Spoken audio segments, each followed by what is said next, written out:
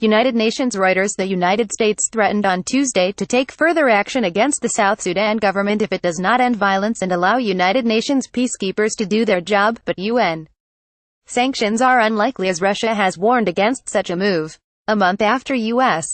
Ambassador to the United Nations Nikki Haley visited South Sudan and met with President Salva Kiir in the capital Juba, she told the UN Security Council, "Words are no longer sufficient.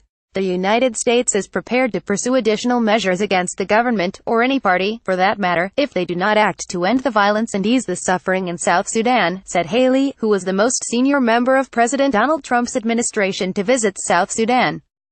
The Trump administration imposed sanctions in September on two senior South Sudanese officials and the former army chief for their role in the civil war and attacks against civilians. However, any U.S.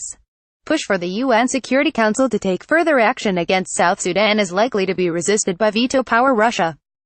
The Council sanctioned several senior South Sudanese officials on both sides of the conflict in 2015, but a U.S.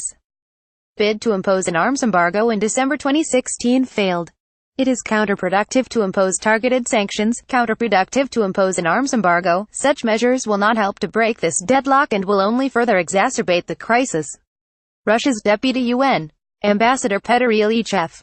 South Sudan spiraled into civil war in late 2013, 2 years after gaining independence from Sudan, and a third of the 12 million population has fled their homes. The conflict was sparked by a feud between Kiir, a Dinka, and his former deputy Riek Machar, ANUER, who is being held in South Africa.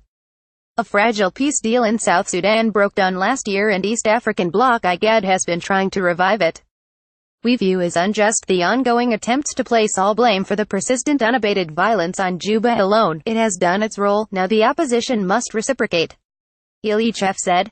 UN sanctions monitors reported earlier this month that despite the catastrophic conditions across South Sudan, armed forces, groups and militias, particularly those affiliated with Kiir and Vice President Taban Dengai, continued to actively impede both humanitarian and peacekeeping operations.